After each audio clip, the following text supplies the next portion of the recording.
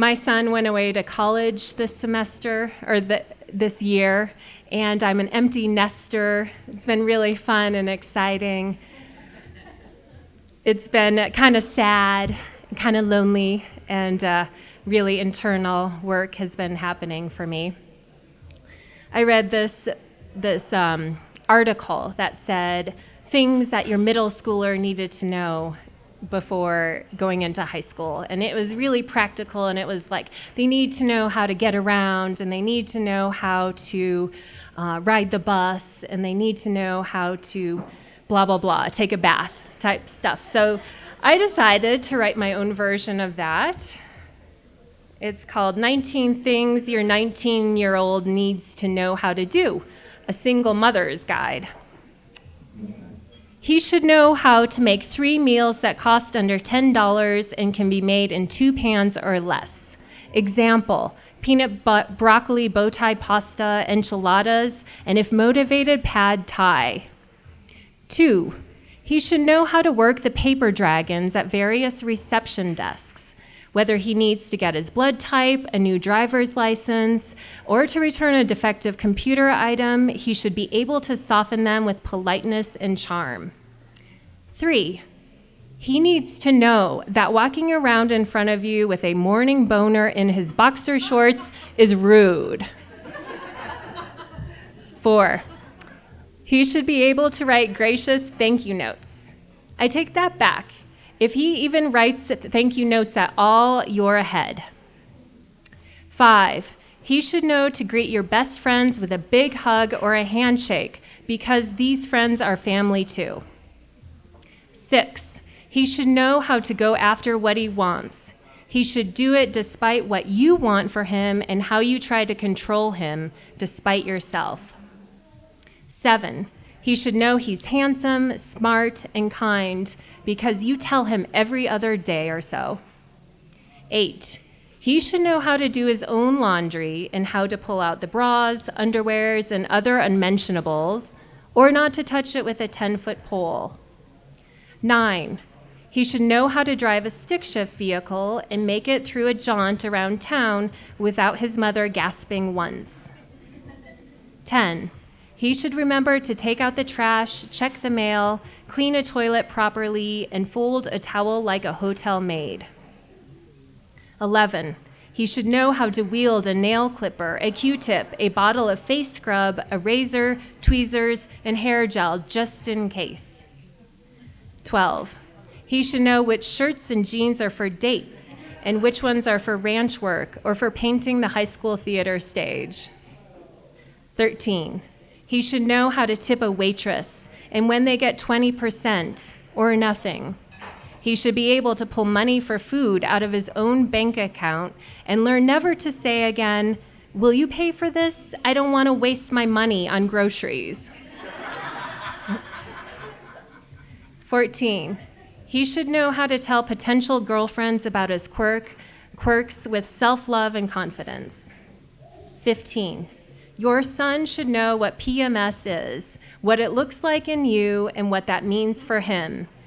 He should be able to masculinely buy tampons at the grocery store. 16, he should know how to track down lost items, like a trumpet left on the city bus, some money that he accidentally borrowed from your personal bank, and the dark chocolate bar that disappeared and that you desperately need for your PMS. 17, he should be able to calm down a hysterical woman, having had to practice that skill once or twice on you. 18, he should have a stash of condoms that he knows how to use, and he should swear on his testicles that he will use one every time he takes off any clothes with any other person. And 19, your son should be able to discuss his sexuality with you and tell you if he's a virgin or not. No judgment, folks. So that's my unconventional guide.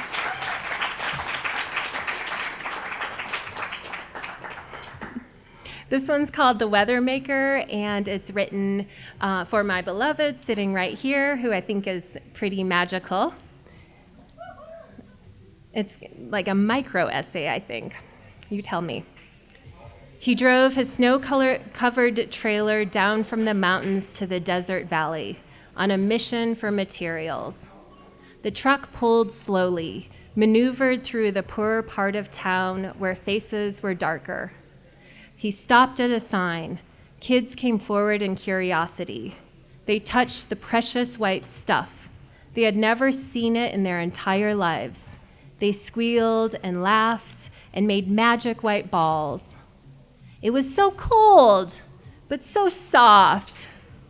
And he rolled down his window, laid his tattooed white arm on the sill. "Where are you from, man?" He chuckled. Who knew that that would be his gift today?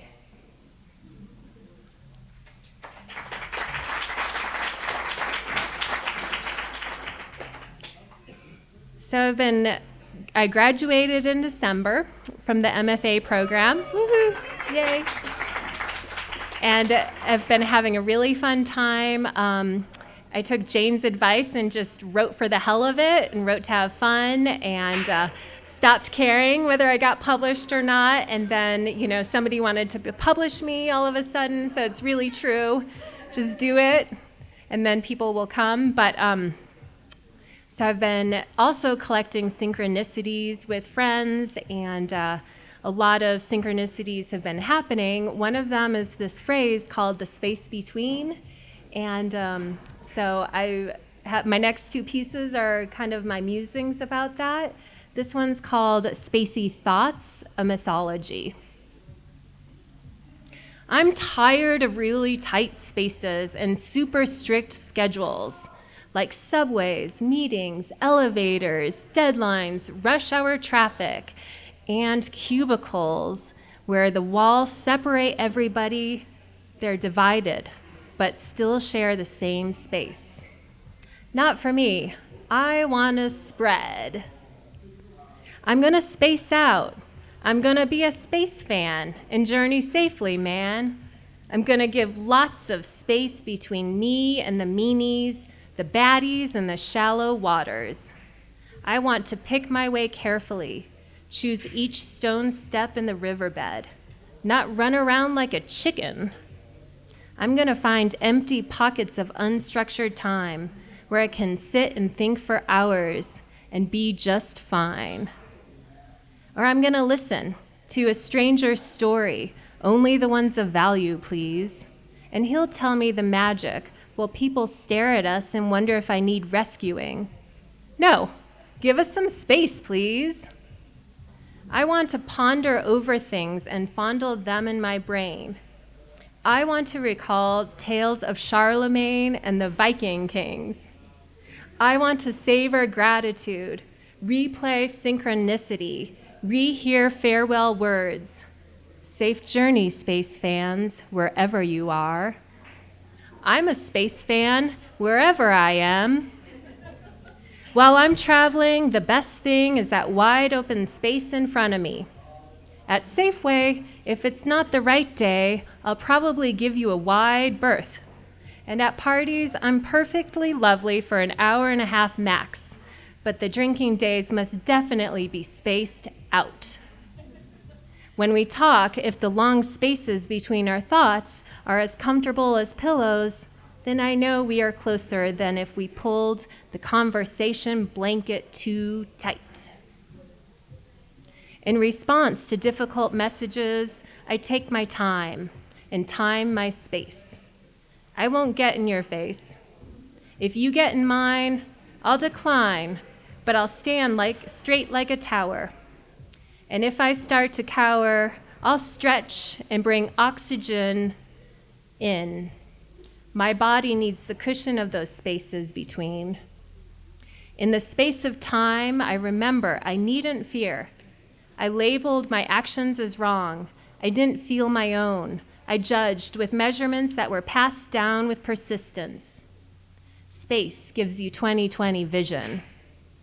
I want to be available for the kitty to sleep on my lap, free for the child to take a leap, here for the partner to tell me his dreams. To know hello and goodbye is auspicious.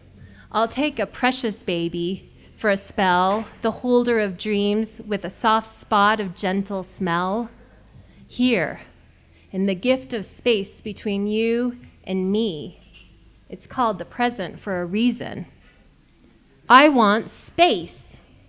I want time to remember I love you when you're gone. I want the vacuum that allows daydreams to turn on. I want to learn the language of my body, my dog, and my song. If you have a deadline, that's fine. Just don't make it mine. I'm free from measurements, comparatives, imperatives, and other people's narratives. Hands off. That's my business. If I'm wise enough to take that space, give it to the galactic plane, grab my fear and spin it around again, and it'll get dizzy, fall, and space out. Unreachable by a telescope or barometer. The fear will spread so thin that you won't be able to smell it much more. Then there will be plenty of space between my fear and our love. There will then be you and me, my love, with no space between us.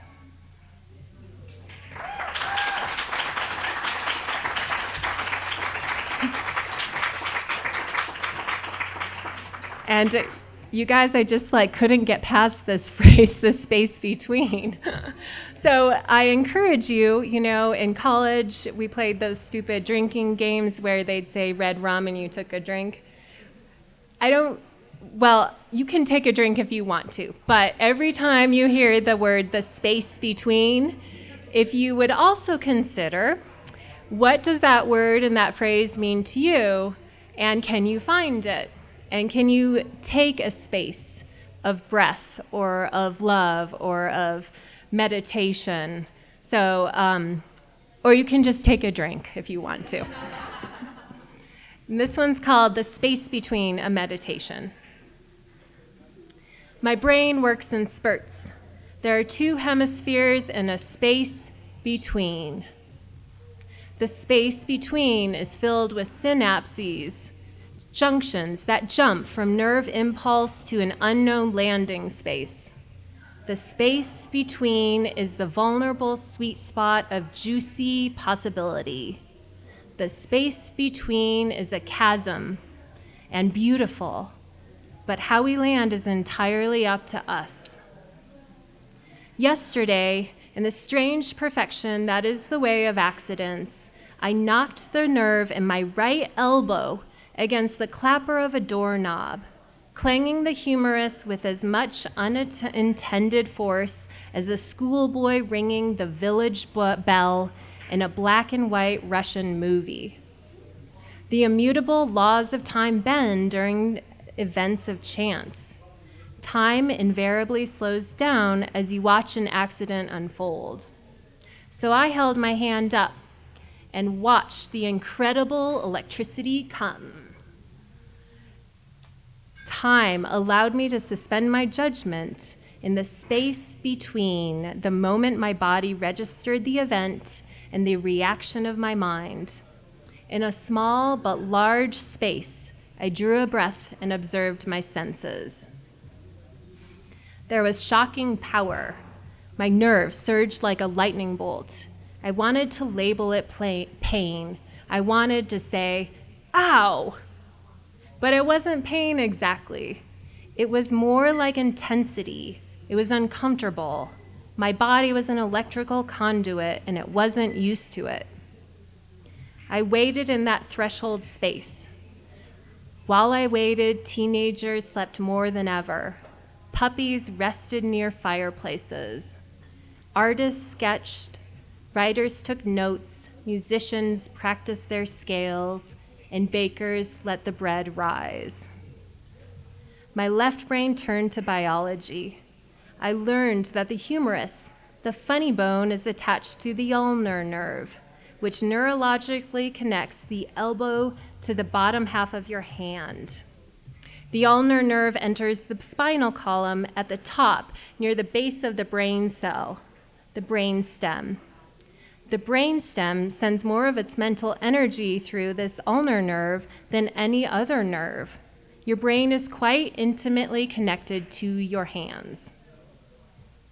The hollow of time between pain and acceptance, the start and the finish, the brain and the synapse, the envelope between us and the letter, the ocean between sisters, the white that cools colors, the curtain cutting the stage, the space and the bubbles and the bells, the bursting space between the yolk and the shell, the room of womanly history, where I braille the velvet yellow wallpaper. The right side of the body is closely connected to the left side of the brain, which contains more active functions than any other side. Metaphysically, energy is transmitted outwards along the ulnar nerve through the right hand, and it flows along the active proper channels through the neurological system. If brain energy is transmitted outwards and hitting your funny bone sends more mental impulses than ever before, it would seem that I had set off a huge active mental energy within myself. But what was I to do with this electrical energy? And so I entered the vestibule, the portal, the wormhole, the spaces of the openings between the carriages of a passing train.